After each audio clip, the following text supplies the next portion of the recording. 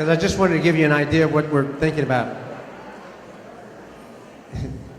Hopefully, we're not trying to entice you to go back in the classroom so you can earn more money.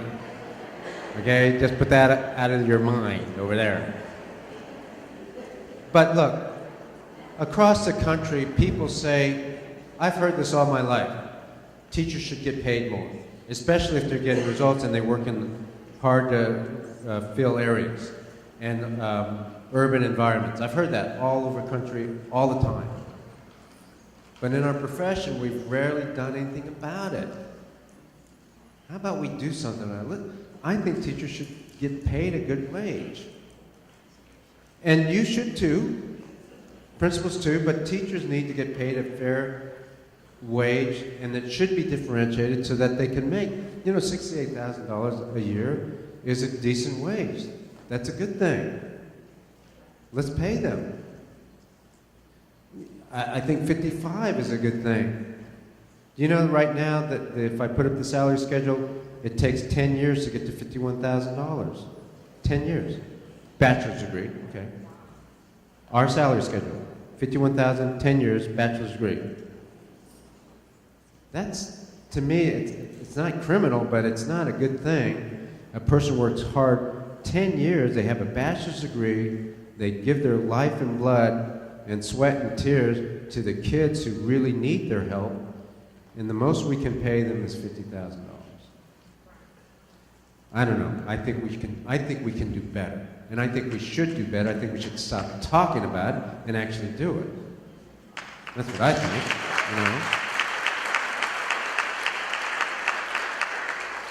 But it's going to make some people mad. Who's it going to make mad? Yeah. The ineffective teachers are going to be mad as heck. Not that I'm not used to that. So I think it's time we did something about it. Let me spend just a little bit of time talking about the money. And by the way, this is not the first time we'll talk about this. I'm really looking forward to the Principals Focus Group because I think they will have a lot more to say about it, and we'll get your input. I know I'm not taking a lot of input right now. This is really just giving you information. I'll talk about how we sustain it just quickly, and then we'll let you go to lunch.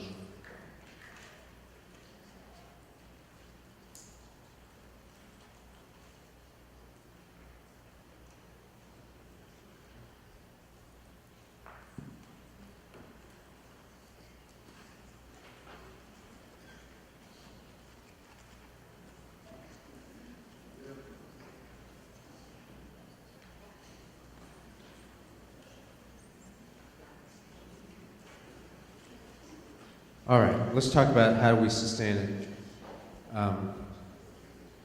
And don't worry, I mean, the principal compensation will also be a part of it. There's only 223 of you, and while that means a lot of money that we'll have to add to the system to pay you right, it's nothing close to what the teachers, because there's 10,000 teachers. So the real sustainability issue is about teachers, not about principals. There's a couple things that will make this evaluation system and compensation system unique that will help us sustain it. This is the secret to sustainability. The secret to sustainability is to make the compensation system a true pay for performance and not an incentive pay system. And the other secret is to have a target distribution for 2 years where you set the cut points that that float only based on the target distribution, and then you let them float as teachers improve. A target distribution means you start off with this sort of curve. Now that curve can change, but that's a starting gambit, okay? A target distribution. Here's some current data. We have 9,800 classroom teachers. That's the average salary in DISD. This is how much money we spend on classroom teacher salaries.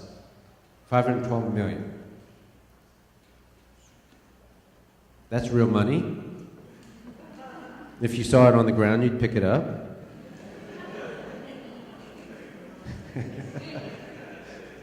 Can you pick up $512 million? Okay, well, so maybe you won't pick it up. You get a lorry or a truck or something, though. I hope. All right.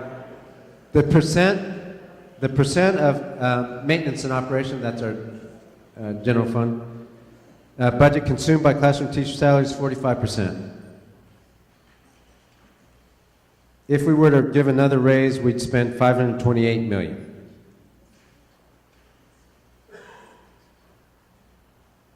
If we gave another 2% raise, we'd spend $538 million. And the percent of the M&O that would be consumed in 2015 with those raises is 47%. That's our salary schedule right there. 10th year, 51,151. Master's at 10th year, 52,151. You get $1,000 for having another degree. And doctorate, 10th year, 54,000. I don't know, if you have a doctorate in math, you probably can earn a lot more somewhere else. I'm not encouraging that, I'm just saying we're not competitive. That's what I'm saying. All right, so that's our teacher salaries in a graph. We spent $512 million. And one way of looking at it is it's the area under the curve. It's $512 million, almost $513 million. What if we did this? What if we took $512 million or so, $530 million a year from now? What if we took $530 million or so, and instead of paying people for years of service, we paid them for their effectiveness? We took the same amount of money, $530 million, and we split it up this way. The same amount of money. Not more money, the same amount. How could we do that? Well, we could do that, but some people are going to lose. Who? People here. What if we gave some guarantee that we wouldn't let them go below their old salary? I'll talk about that in a second. So this is the secret of sustainability. The total amount spent on classroom teacher salary depends on the number of teachers at each salary level. It depends on the distribution of teachers. That's the current distribution of teachers and the salaries today. This is less than 47,000, between 47 and 50,000. Most of our teachers are earning on the low end. Why? Because we have a fairly inexperienced staff. So a lot of them are earning this way. We have very few people, 16 are making over 76,000. This group is also very unique. That's 4% of our teachers, almost 5%. That's it. You can see where the teachers are split. What if we had this target? This is a normal distribution. We could do that. If we had a normal distribution using the new compensation scheme, it would cost the district $561 million, normal distribution. If we had a target distribution, it would cost the district $530 million. But the beauty of this is we can change this either way. It's just an algebraic equation. This is X, this is Y. X1, X2, you add it up, you make a combination. You can have many different combinations to get $530 million. This is one way. So if you had a target distribution like this is what the cost would look like by effectiveness level. Look at it another way. The area under this curve is how much it would cost to fund this system we can make that area what we want because we can change the spars higher and the slope's different. We can lower the bar, increase the slope. We can increase the bar, flatten the slope. In the end of the day, the area in the curve could be $530 million. What's this green line? The green line is the average score for the teachers, the average salary for the teachers who would lose in this situation. If you just had the blue line, that means some teachers would have to go lower in salary, some would go higher in salary. But if we wanted to say no one would go below their 2013, 2014 salary, then the additional cost to the system is right here. How much is that? $18 million.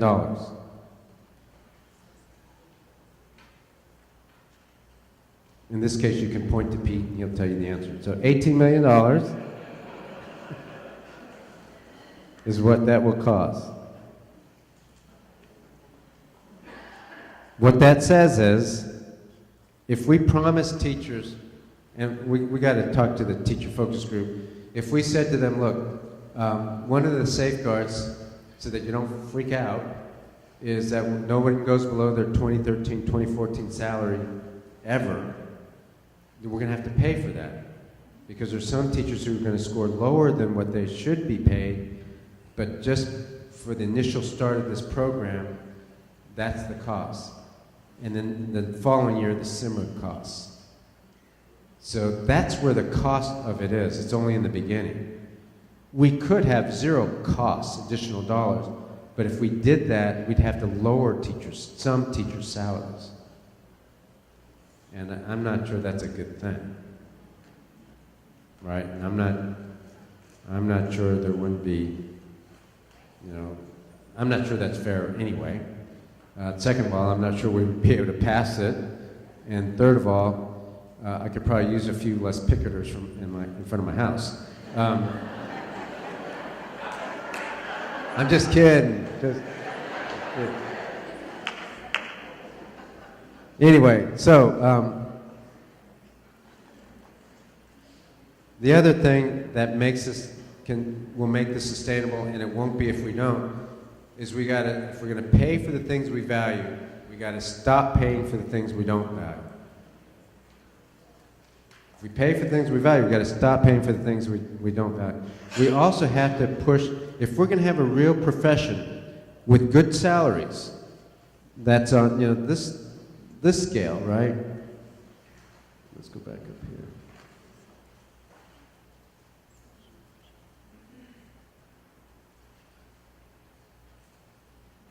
This, which for most teachers who've looked at it like it, because it is a fair wage. If we're going to do that, we're going to have to demand professional behavior, and we're going to have to demand that if you're making $68,000 and we ask you to mentor this teacher, we're not going to give you another $1,500. It's an expectation of a culture of professionalism that you mentor the new guy or the new woman. And not insist on $1,500 or $2,000 to do that. If we're paying you $76 because you have proven yourself to be an effective teacher and a leader, and you're making $76,000 and you're only been working 8 years, when we ask you to be department chair, that's an assignment. That's not, well, I don't want to be department chair.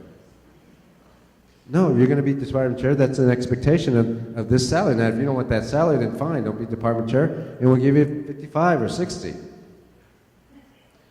But we have to start thinking in terms of we don't get paid for every hour of work that we punch in somebody's timesheet. You can applaud that. That's good. We're professionals. Teachers are professionals. Let's start acting like them. Let's start paying them.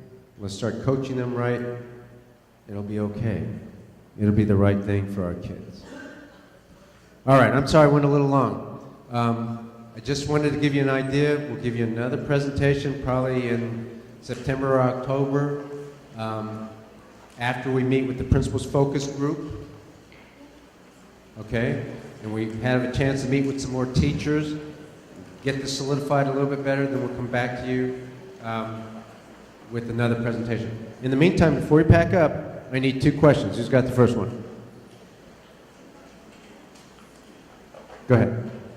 I'm just curious, when we're talking about the students' results, are we talking about growth? Yes, that's a great question. So one thing I didn't cover real fast, for almost every achievement metric, there are several ways to look at it. And we're looking at several different ways, and we'll probably give the teacher the benefit of the doubt, not the benefit of the best one. So let's say 4th grade math star results. Okay? I'm a 4th grade. Let's use 7th grade because that's only math. 7th grade math star results. There's status, right? How many kids pass? We can look at that. And we can range, if this many kids pass, you did great. If this many kids pass, you did this much. If this many kids pass, you did average. We can look at CEI, Classroom Effectiveness Index. That's a value-added growth index for those kids in that classroom. That's a growth measurement. And we can say if the kids grew this much, you did great. If kids grew this much, etc. The third measure we can use is peer grouping. So a norm reference measure related to peer groups. At the beginning of your 7th grade year, you have 100 kids. We put the kids who are the lowest performers from their past, their history of math, in this bucket. The kids who are the highest performers in this bucket. And the other 3 buckets. Okay, 5 buckets. And then these kids compete against all the other 7th graders in the district who are in this bucket. You only have 20 kids in that bucket out of your 100. But there are thousands of kids in the district who are in that bucket. So your 20 kids have to compete with the other kids, but they're only competing against kids with the same academic ability. And we norm it, we find the median, and your kid should beat the median for this. If you're an effective teacher, you're beating the average. Each bucket is the same way. You have to beat the average for that bucket, okay? You may only have 5 kids in this bucket, but those 5 kids should beat the average for that bucket. That's called peer grouping. It's it's something that the data people work on. They have it down, they have it, and we'll give the teacher the best of those 3 scores. So it is about growth, not just status, in almost every measure. Even AP, we're looking at growth, not just status. I saw another hand. Yes, sir. Does this evaluation system make it easier for principals to ease out ineffective teachers? For example, if a teacher is sitting at the level of unsatisfactory for, let's say, 2 years, is this automatic that they are out? Nothing is automatic, but your premise is still correct. Meaning, if a teacher's at unsat or progressing 1 for 2 years or so, that's an easier time to evaluate them out or to counsel them out, because they've shown that they're not getting the results that we need for our kids. We had a phrase in my last district: you can't hang out in progressing. You can't stay at progressing 1 for 4 years. Our kids deserve and need proficient. Now, if you have proficiency be a high enough bar, it's okay to be progressing, at least for a while, but over time, you have to at some point get to proficient, because that's what the kids need. Our kids need proficient teachers. Okay? So the answer is it's probably easier. A couple more. Yes, go ahead.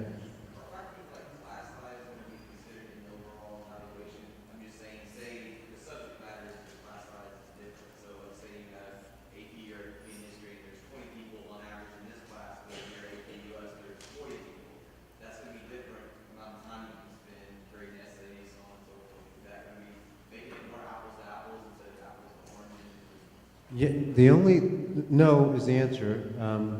The hope is that for AP biology in that school, and AP biology in this school, and AP biology in this school, that the class sizes are about the same. Remember, we're not going to try to make it equal. But it would be bad for that school there, and it's down to the principal, if that AP biology class has 40 kids and these two have 20. Now, there's only so much we can control. You get FTE that will prevent that, but if the principal mismanages the school, yeah, that will be a problem. Here's another problem. And guys, you're going to have to think about it now. Now, remember, we're not even going to bring it to the board until the teachers are happy, well, at least the focus groups are happy, and it makes sense and it's all worked out. So we're not going to start this year, don't fret. PDOS is what we're using. But once we get an evaluation system, because it has all grades and subject matters, you can't keep pulling all the kids out of art class to do these other things, to go to IEP meetings and to meet with counselors and do all the other things, and out of your specials. You're going to have to figure out a different way, a more fair way, a better way for the kids. There are different schools across the United States that figured it out, so it's not, don't panic. There are solutions, and we will help you with that. But that's a different way of leading schools. Who's got the last question? And then we're going to go.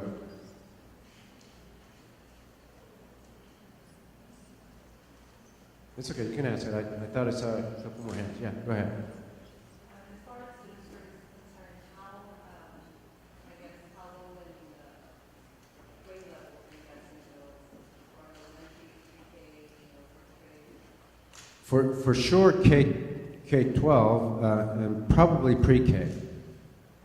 But again, I don't want to dictate that right now. I want the teachers to think that through. Kyle, you have the last question. When you're looking at this salary schedule for teachers, obviously as our quality of teaching improves, we'll also have a cost benefit to the district because we're not going to teach the same kids over and over, and we're going to put out a better product. Can we actually look at potential savings for our district in that? I love your teaching. We have not done an analysis of that yet. It's going to take some time for us to kind of look through that. We have looked at the costs. The reason why I showed you some of the other information is that as long as our M&O stays probably below 52% devoted to classroom teacher salaries, we're going to be fine. So we can grow in our costs up to that point, and then we're going to have to do something drastic. It's going to take us a while gaining our achievement legs to get to that point. And then I think what you said kicks in really well, and that is we start recognizing some savings from kids who are doing better, where we don't have to invest in additional remediation or training or summer school for that kid or something like that. So it's excellent thinking, but I haven't done the analysis of it yet. I was just thinking we could actually give all that money back into teachers. Professional development or salaries or whatever, yeah, that's right. No, you're right on track. You're right on track. All right, let me close. What time is it? Almost 10 after. So when I'm finished, you'll be back in your breakout sessions at 10 after 1. Okay. Thanks for your time today. We'll see you at 10 after 1. Lunch is provided.